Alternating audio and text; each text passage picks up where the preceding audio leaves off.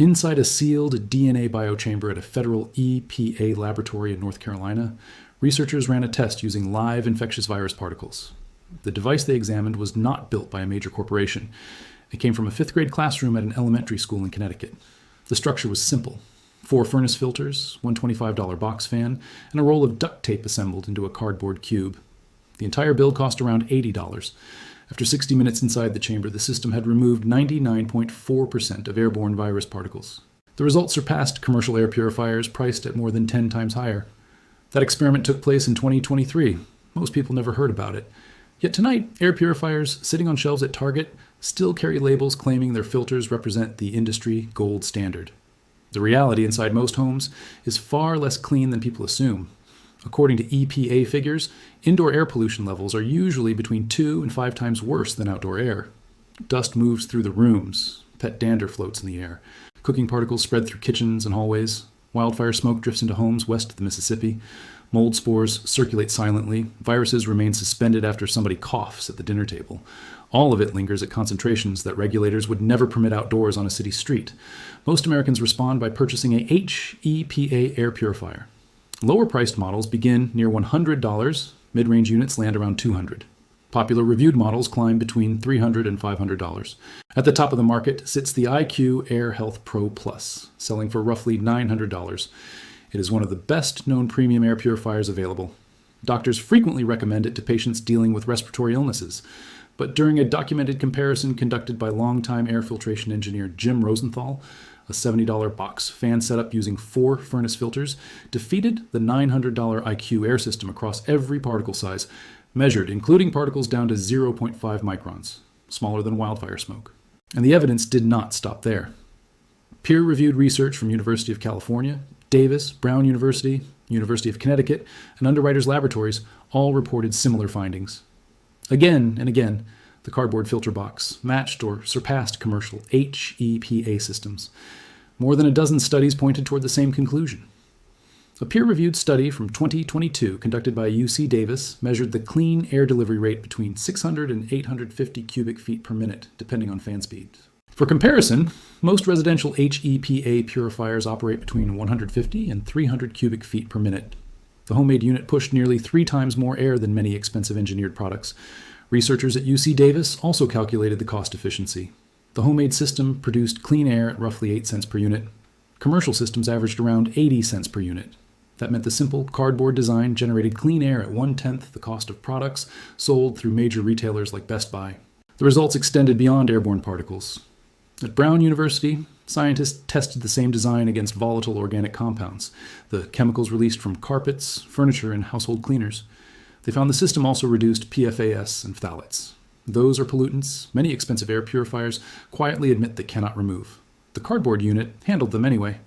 In 2021, Underwriters Laboratories evaluated the design for electrical safety. Engineers specifically examined whether attaching filters to a box fan could overheat the motor or create a fire hazard. It did neither. The design passed the tests and was considered safe to operate unattended. The system became known as the Corsi-Rosenthal box, named after the 2 engineers who created it in August 2020. Richard Corsi had just become the incoming Dean of Engineering at UC Davis.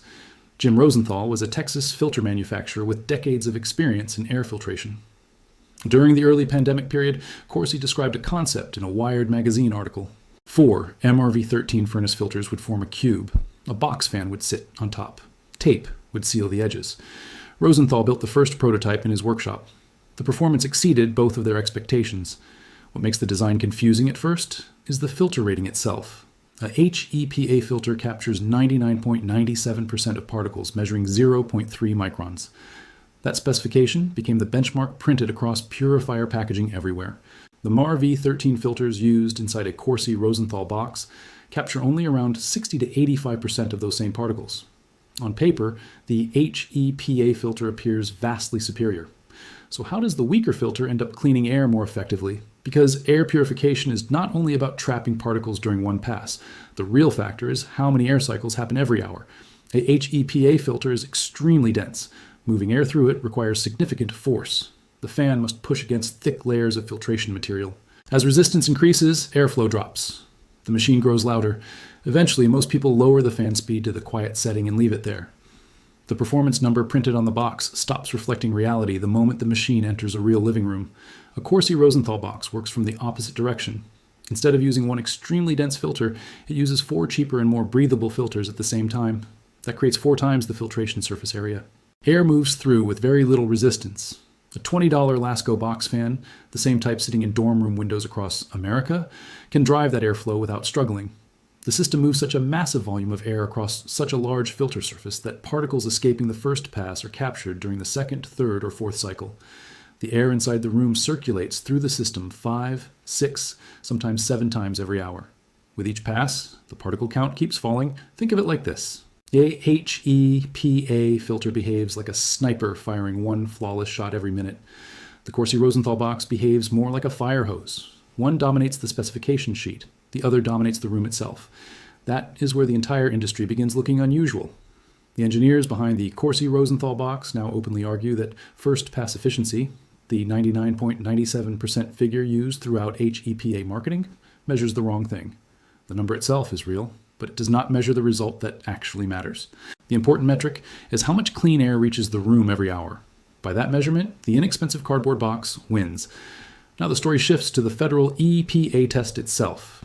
This was the point where the research stopped feeling abstract and became difficult to believe. In 2023, a 5th grade student named Iniola Shakuni from McDonough Elementary School in Middletown, Connecticut, sent a letter to the University of Connecticut. She had learned about Corsi-Rosenthal boxes and wanted her class to build one. UConn agreed. A nurse practitioner named Marina Creed, who directed the university's indoor air quality initiative, traveled to the school with her staff. The students assembled the box together in class. They decorated it as an owl, their school mascot, and gave it the name Owl Force One. Afterward, Marina Creed loaded the box into her vehicle and drove 600 miles to Research Triangle Park in North Carolina, home of the federal EPA facility. There, she delivered a cardboard cube created and decorated by a classroom filled with 9-year-olds to scientists working inside the EPA Homeland Security Division laboratory. Researchers placed the device into an advanced bioaerosol chamber, the same type of controlled facility used by the government to evaluate protective equipment against genuine pathogens. Then, they tested it using infectious virus particles. Several months later, the results arrived. Within 30 minutes, the box removed 97% of bioaerosols. After 60 minutes, removal reached 99.4%. EPA researchers stated in their published announcement that the cardboard filtration box reduced infectious aerosols more effectively than some commercial units tested beside it. A classroom project surpassed commercial equipment inside a federal laboratory. That happened in 2023. Most people simply never heard about it. Before going further, it is important to describe what the Corsi-Rosenthal box is not. The structure is large, about the size of a kitchen garbage can. It looks exactly like 4 furnace filters taped onto a box fan because that is exactly what it is. Nobody is putting it on the cover of a design magazine.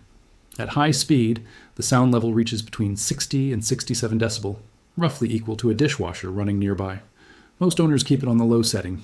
Even there, it still exceeds the performance of many commercial systems, though the sound remains noticeable. The filters must be replaced every 6 to 12 months. Its energy efficiency is respectable, but not industry-leading. A carefully engineered modern HEPA purifier can equal or surpass it in watts used per unit of clean air produced. The design is not flawless. It is simply much cheaper and, in the tests that matter, cleaner. Those are separate claims, and they should remain separate. So the obvious question becomes unavoidable.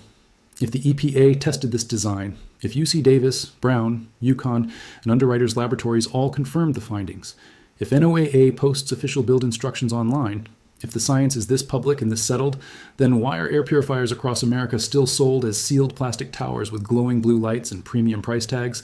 And the story becomes even stranger. Housefresh, considered one of the most respected independent air purifier review platforms online, conducted its own direct comparison test in 2025. The Corsi-Rosenthal box did not merely equal the $900 IQ Air Health Pro Plus, it exceeded the performance of the Coway Air Mega Pro X, a unit retailing above $800. It also surpassed the IQ Air Atom X, priced at $1,400.